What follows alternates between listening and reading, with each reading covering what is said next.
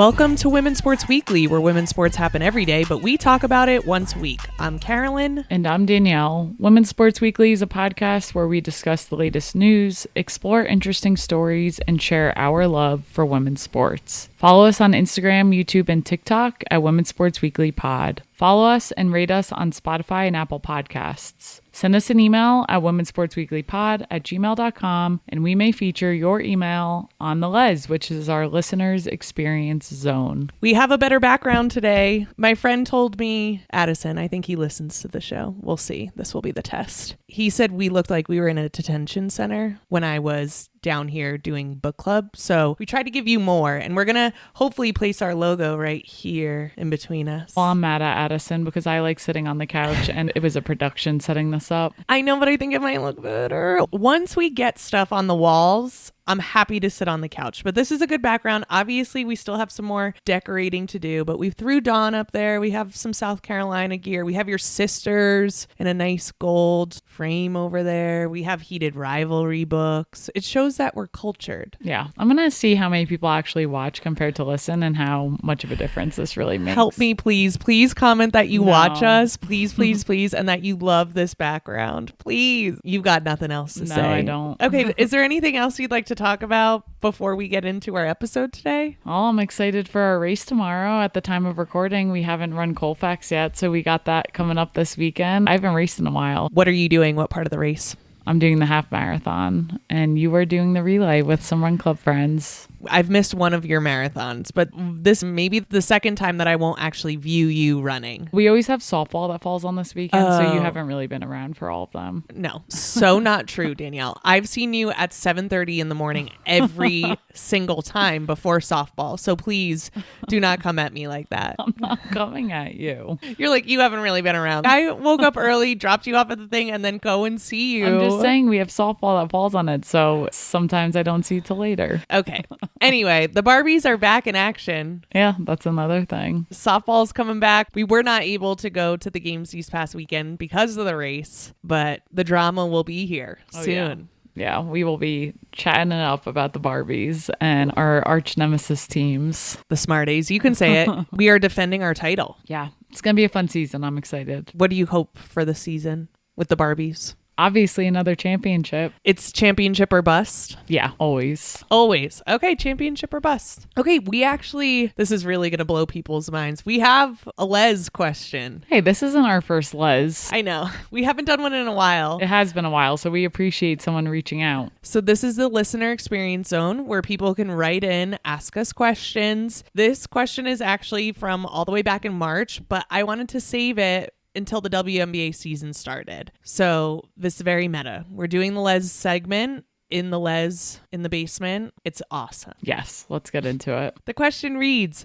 "Hey there, my name's Hannah and I love your podcast. It's the perfect amount of content each week. Your communication style is perfect and I always feel so informed and entertained when I listen." Pause. Do you think our communication style is perfect? I wouldn't say perfect, but I think we do a good job. Thanks, Hannah. We appreciate you. Okay, resume. I've been a casual fan of the WNBA for a while, but I'm trying to get more into it this season. My team is the Seattle Storm. We love. And I recently saw that they're holding tryouts for their practice team. Reminder again, this was sent in March, but they only want men. Can you explain how practice teams work and why some WNBA teams might have male-only practice teams? Thanks. Keep up the good work. Your fan, Hannah. Hannah, we love you. We hope you're still listening with this many months of a gap, and we're going to answer your question. Yeah, thanks so much for writing this in. This is a fun one, especially because we have interviewed a practice player in the past. Yeah, check that out with Afriye Phillips, who was a practice player for the New York Liberty. Okay, so the short answer to this is that women are not allowed to be practice players, and there is a reason. I looked this past weekend for the final CBA, the one that just was signed, and it's still not posted to the WNBPA, the Players Association website, but I am going to read the last one from 2020, and it's very CBA language, but here's the quote. "No player shall attend the regular training camp of any team or participate in any game or organize practices with the team at any time unless she is a party to a player contract then in effect." So pretty much a woman cannot be on the practice team because she does not have a contract with the WNBA. They do this to protect the players. So they don't want women coming onto the practice team and then not being able to access the CBA, which they fight so much for. They also do this because they don't want teams to find a loophole to have a developmental team that's not on contract.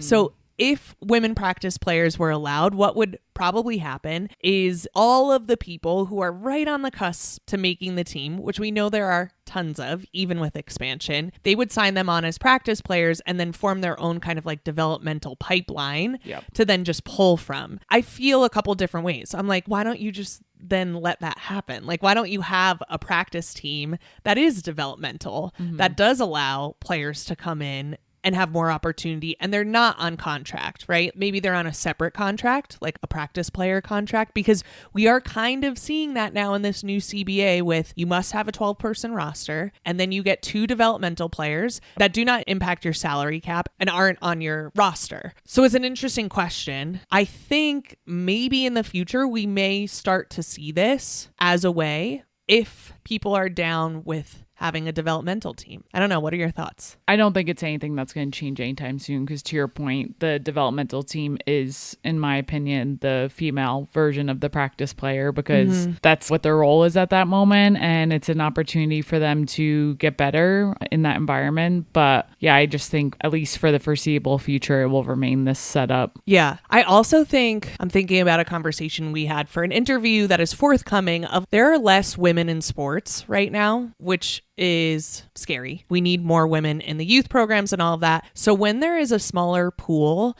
unfortunately, we are going to have to rely, fortunately or unfortunately, I don't know how you feel about it, we're going to have to rely on male practice players because there's just more of them. There are more of them who play at all levels. There are more of them in the youth system. They come on up.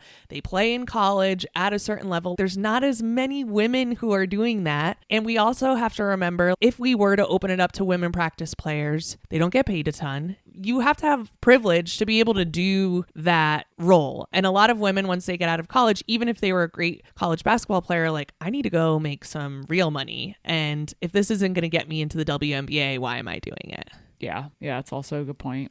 And the men, I know, like for Afriye, who we interviewed, he's viewing it as a way to learn skills from the WNBA coaches, from the players, so that he can be a better coach, right? Yep. And so, yeah, it's an interesting question. But the short answer is women are not allowed because under the current CBAs, they do not want to have a developmental team that the teams could use as a loophole to build players without them being on contract. The Players Association really wants to take care of the women. So it's kind of a way to prevent that from happening, but is a little bit exclusionary. Yeah, I agree with you. I think this is a tough conversation, and with the loopholes, I think it makes it difficult, and hopefully the development teams could expand down the line with more revenue, but for now, I think this is what it will be. So right into the Les. We want to hear more from you. Yeah, definitely. We love questions. It could be about anything. It could be about us. It could be about things you want us to research, so please write in. We love to hear from our listeners. I love to give unsolicited advice, so if people want to ask us for advice with our 0 credentials, that would really pump up my ego. It really would. I have to tell Carolyn a lot.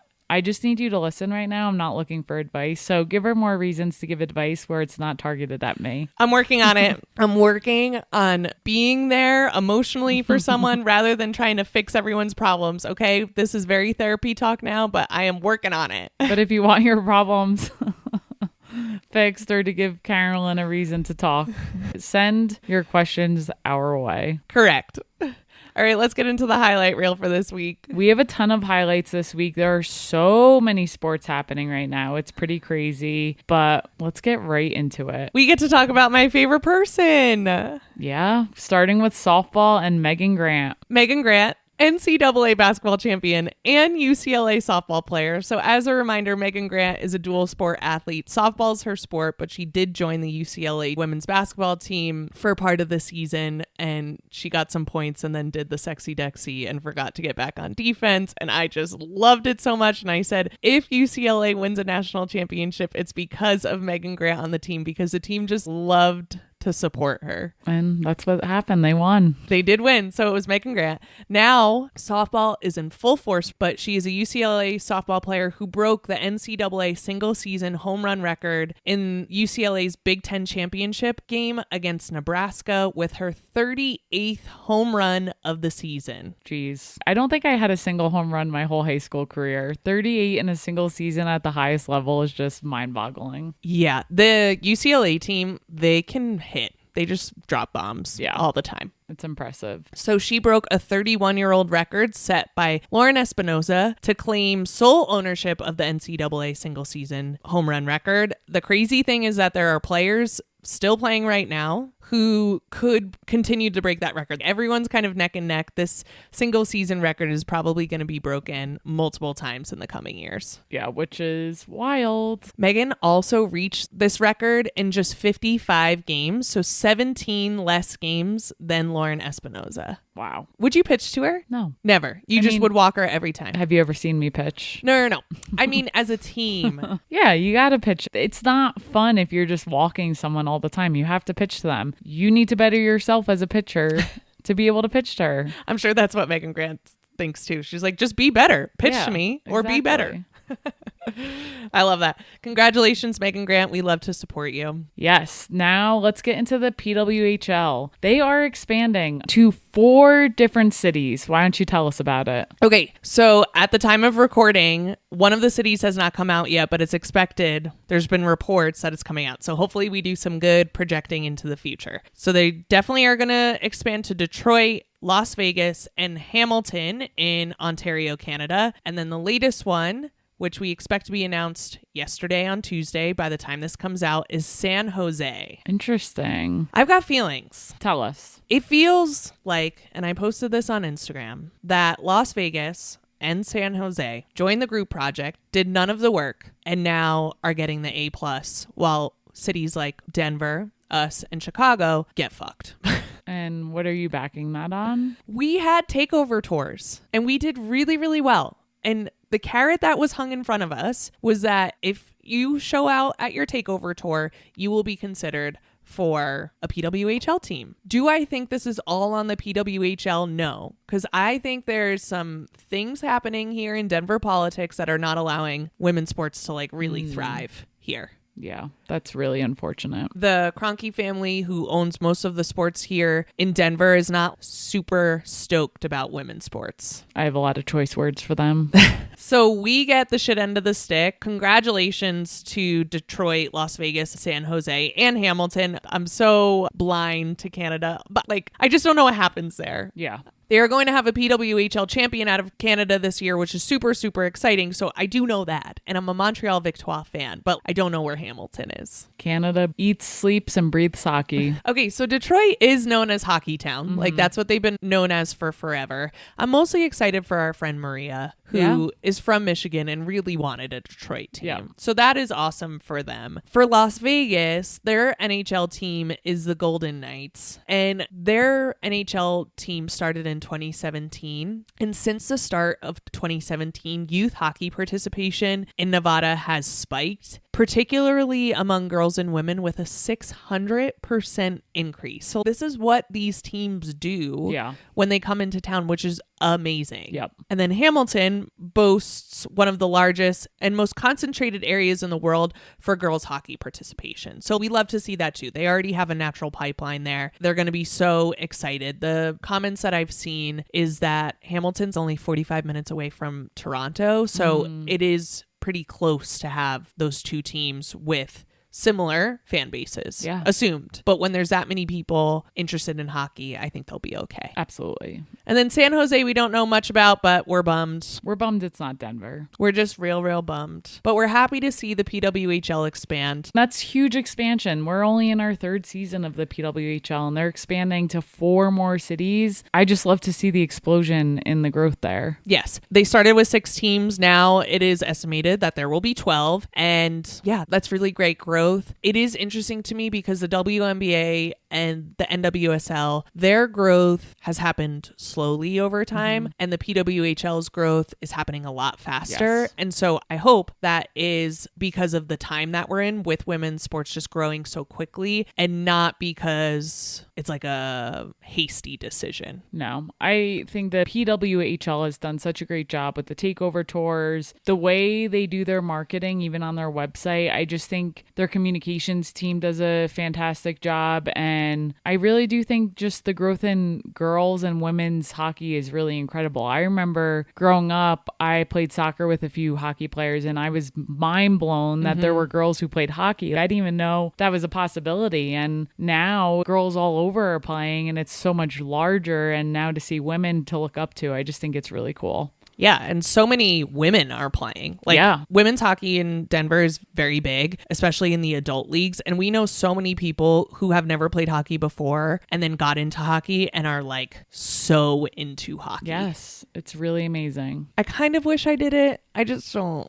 I'm not in the market for. The truth is, I'm not in the market to play games at 11 o'clock. I was going to say, the timing is really what is the main issue.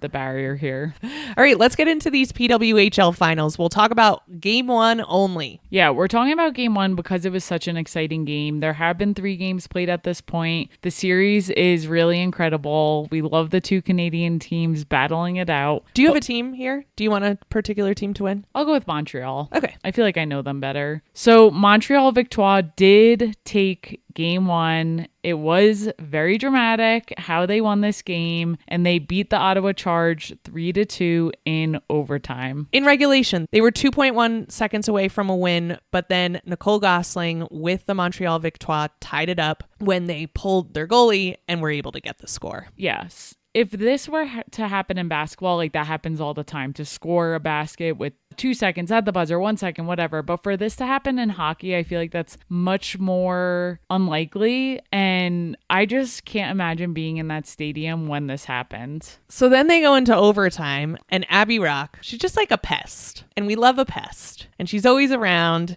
and she's willing to fight with anyone. And she has a black eye right now from the meetup with Minnesota. She scored the first goal of the night for Montreal, and then she scored the overtime winner just 2 minutes and 29 seconds into overtime. It actually went off her face. Oof. Not like she had the mask but on. Still, that still can't feel good. But I'm like, yeah, use your body. Get it done anyway. Oh, do you know that I scored a goal once in soccer? I was a defender for my whole time I played soccer. But my freshman year of high school, I think we were playing our rivals, and my coach was like, Carolyn, go up into the forward position. Let's just see if we can put some pressure on. We had this great player. Her name was Liza. I think she was a senior when I was a freshman. She could do anything she wanted with the ball. She was also deaf because all of the deaf kids in our county came to my high school. An amazing athlete. Just amazing. She crossed a ball. I had no idea what I was doing. It hit me in the stomach, and I just ran forward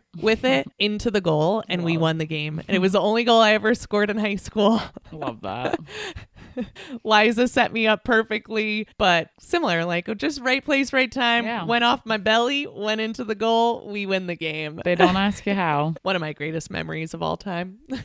Okay, back to PWHL. Rebecca Leslie had a huge night for Ottawa. She scored both of the Ottawa Charge goals. They almost secured the win. And then for Montreal, we had Laura Stacey, who left late in regulation injured, but then returned in overtime and assisted on the game winner. I don't know. It would be pretty cool if we were playing in the PWHL together as wife and wife, just dominating. Yeah, that's the dream, right? In any sport. And then her wife, Marie-Philippe Poulin, helped kind of spark that late equalizer, so the late goal to tie it up. So Montreal team is just fun to watch as a whole. There's so many storylines, so many people that do amazing things. And overall, these playoff games have absolutely been chaotic. This was the 5th game of the Walter Cup finals that have gone into overtime. How does that happen? Everyone's just playing with so much heart. Every team wants this so bad. that, yeah, crazy things are happening and it's chaos out there, but it makes for such good hockey. Yeah, so that was game 1. The series is now 2-1, and Montreal is up going into game 4, which you can tune into tonight. Let's get into some WNBA news. Yeah, starting with Tina Charles. She did announce her retirement, and we want to share a little bit about her to honor her career with the WNBA. Yeah, we had an interview last week, so we weren't able to cover this. We're going to cover it now because she deserves all the flowers. Yeah, Tina Charles, as a reminder, wasn't being signed this year, and after a few weeks of not being signed, she did announce her retirement. Yeah, which I'm like, was it because she wasn't being signed? Was it because she wanted to retire? I think any team would be lucky to have Tina Charles on it. She played great last year. I hope it was her decision and her decision only. Yeah, that's always the goal. But she did have an amazing 14 years in the WNBA. She still stands as the all-time leading rebounder at 4,262 rebounds and the number 2 all-time scorer with 8,396 points. So just really unbelievable. Yeah, and let that sink in for a second because Tina Charles might not be known to you, but she is leading in a lot of areas in the WNBA. And why is she not known more to a lot of people? That is a question we can continue to ask ourselves about a lot of players in the W. More about her, though. So she is an 8-time All-Star and was the 2012 MVP of the league. She is the best player in the WNBA who has never won a WNBA championship. Which is wild to have never done that. She did, however, win back-to-back national titles at UConn with the Huskies before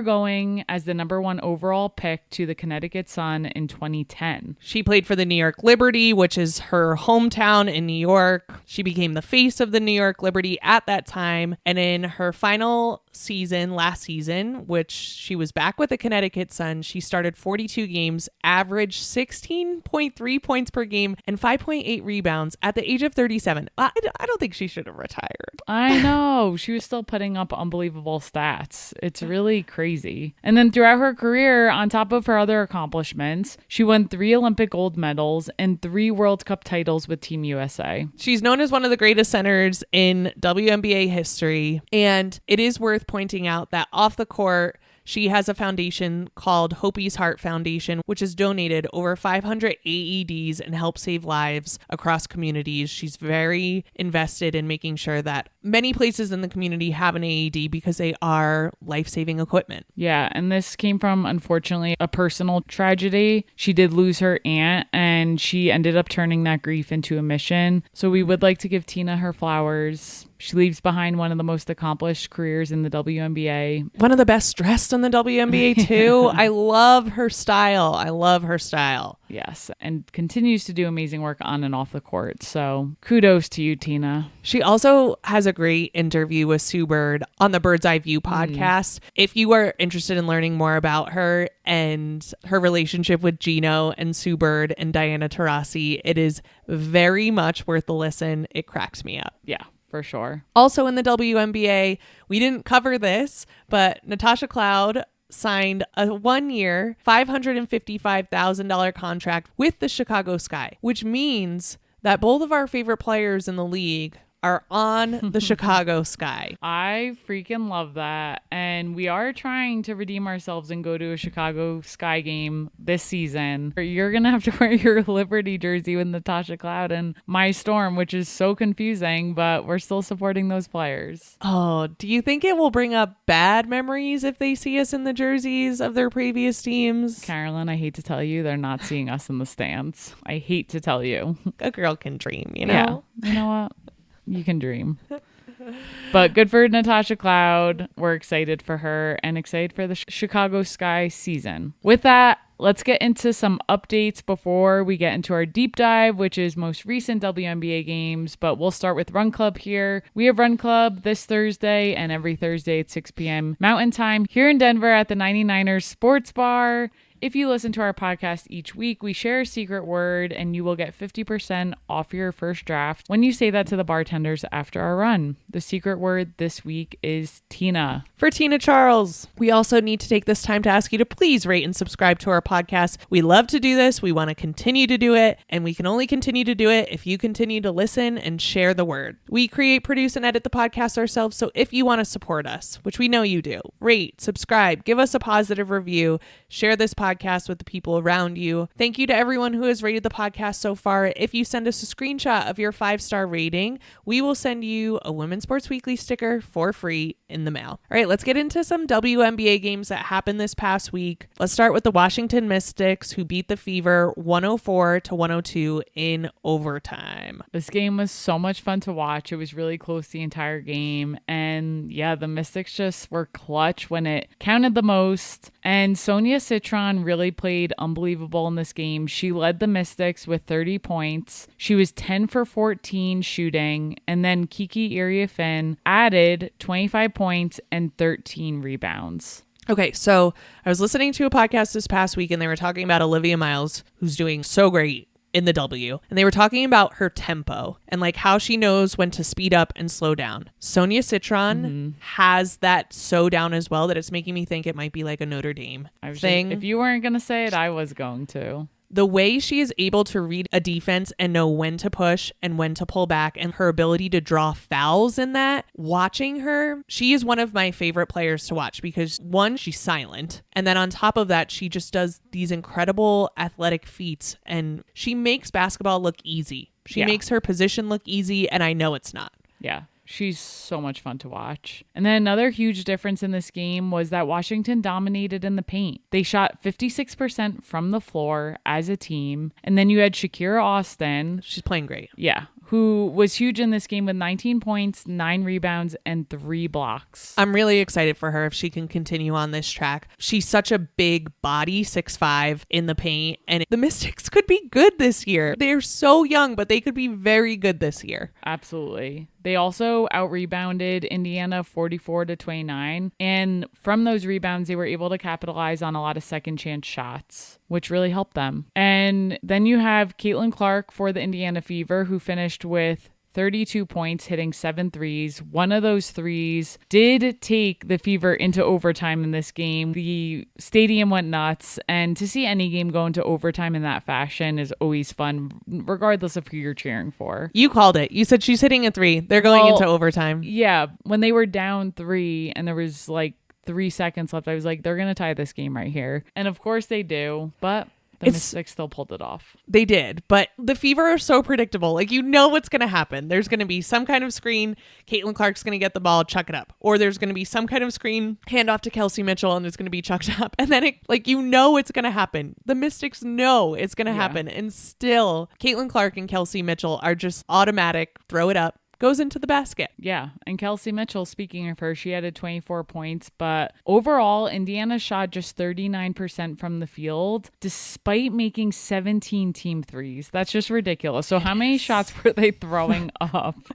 That's also ridiculous. Another notable thing that happened was Aaliyah Boston did have to leave the game early with a lower leg injury, which is a huge loss for the Fever. And that probably played into a lot of the rebounding. Yeah, you have Shakira Austin, you have Kiki Iriafen, you have Lauren Betts coming off the bench. Like, you got to have big bodies down there. Yeah, absolutely. So we mentioned this a little, but the end of regulation was really something to watch. So Caitlin Clark did tie the game with 2.3 seconds left on a 3. And then the crazier thing is the Mystics get the ball in. Sonia Citron is dribbling up the floor. She launches a shot way behind the half court. I don't know how many feet from the basket that was, but she was so far, drains it. But she did not get it off before the buzzer, so it did not count, but they would have won the game right then and there. But luckily for the Mystics, they were able to bring that momentum into overtime and secure the win. Yeah, and Sonia knew she didn't hit it. She walked back to the bench. She was like shaking her head because she knew the time had gone out. But the fact that that went in from where she shot it was really something. She just needed to remind everybody, like, yeah, I'm not going to be talking much, but I'm still that girl. So watch me in overtime. Seriously. All right, let's get into this Las Vegas Vegas Aces versus the Connecticut Sun. The Las Vegas Aces won 101-94. And the huge highlight of this game is that A'ja Wilson dropped a casual 45 points. And while that is so impressive, the more impressive feat is she was 15 for 18 from the field. I need to do this math. 13 for 13 from the line, which makes this one of the most efficient 40-point games in WNBA history. 83%, 15 for 18 from the field. Yeah, literally 83% from the field and 100% from the foul line. So it's not like she was bombing up a million shots and then ended up with 45. She only missed 3 shots all game. Just a constant reminder that A'ja Wilson is the best player in the WNBA. And again, somehow I still feel like does not get enough headlines. Exactly. She's the best player in the world. Yes. No doubt about it. And now she has 5 career 40-point games, which is the most in WNBA history. We can't talk about it enough. She's just the best. And like we said last year where we were having a debate about MVP, there's no debate. There's no debate. And don't not give it to her because you're so used to her greatness. She is the MVP until someone proves her wrong. Yeah, exactly. And you had mentioned the 83% from the field. ESPN also noted that she's the only player ever to score 45 plus points while shooting 80% or better from the field. Let that sit in for a second. Just let that sit in. We take a moment of silence for the 45 points and the 80% shooting from the field. Yes. So A'ja, you are just unbelievable. You continue to be great. Cannot wait to watch you continue to be great. And with that, we will talk a little more about the game itself. Connecticut did cut this lead to 2 late in the third. But of course, who else but A'ja Wilson immediately answered with a huge 3-pointer and an and one to shut down the run. So she just hit shots in huge points. This was the Aces' 3rd straight win since their opening night loss, so obviously they're here for some revenge, and A'ja Wilson does look fully locked in at this moment, and I just think she's going to continue to be a force to be reckoned with. And we need to talk about the addition of Kennedy Carter because the Aces are already good. And just a quick reminder about Kennedy Carter. Yep. She was on the Chicago Sky 2 years ago. Last year, she did not get signed by anyone. She does have a history of not being a great teammate in the locker room. There are locker room issues with Kennedy Carter. Yeah, and I would say on the floor too. There's been some known issues. She is an unbelievable player, though. We've heard multiple coaches talk about how good she is, so it is nice to see her back on the floor. And to your point, she is making a difference for the Aces. That's a huge pickup for them because of how talented she is. And I think it's good to be on the Aces because they have a veteran locker room. They have a leader like A'ja Wilson, who's not only a veteran now in the WNBA, but you can have leaders who are not the best players on the court, right? Mm-hmm. But you have a leader who you can't look at her and say, well, you didn't help the team in any way. Like, you have a leader on the court who helps the team every single night and then advocates for her team and calls them out when shit hits the fan. You have Chelsea Gray on top of that. They just have leadership at the top. And so I hope that helps Kennedy Carter here. And she's been playing out of her mind. Yeah. And you also have one of the best, if not the best coach in the WNBA as well. Great point. She added 18 points to this game. She takes pressure off of A'ja Wilson because she's such a scoring threat on top of everyone else on the court for the Aces. You can't just double, triple team A'ja Wilson when they can pass out to all of these people who are just doing the most and scoring all the time. I really hope this is a good fit for her. I want every player to do well in the WNBA, and I want people to figure it out if they've had issues in the past. So cool to see her doing so well for the Aces early in the season. Absolutely. And way too early pick, but A'ja Wilson, this was a statement game. Obviously, you're my MVP this year. We're calling it now. Knock on wood that you stay healthy. Knocking on all the wood. The wood. It's everywhere. Oh, Scout is a little concerned. No. Scout's barking. Sorry, Scout. So that wraps up our highlights and deep dive for the week. What are you looking forward to this week, Carolyn? NCAA softball super regionals begin tomorrow, Thursday, May 21st, and they last through Sunday, May 24th. The 16 winners from the double elimination regional round advance to the super regional round. The series here at the super regionals is a best of 3 matchup, and the first team to secure 2 victories wins the series and punches their ticket to the Women's College World Series. As a reminder, 8 teams advance to the Women's College World Series, and then they compete in a double elimination bracket And then when only 2 teams remain, they play a best of 3 series for the national title. So it's like best of 3 series, double elimination, best of 3, double elimination, best of 3. So it's a little bit confusing, but now is the time to watch all of the softball, to watch UCLA drop bombs. It's the greatest show on dirt, they say. That's their slogan. There you go.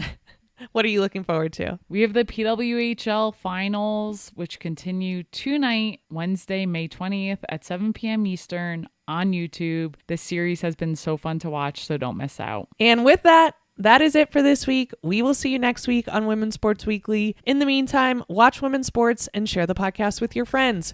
Rate and subscribe to the pod on Spotify, Apple, and YouTube. Thanks for joining us.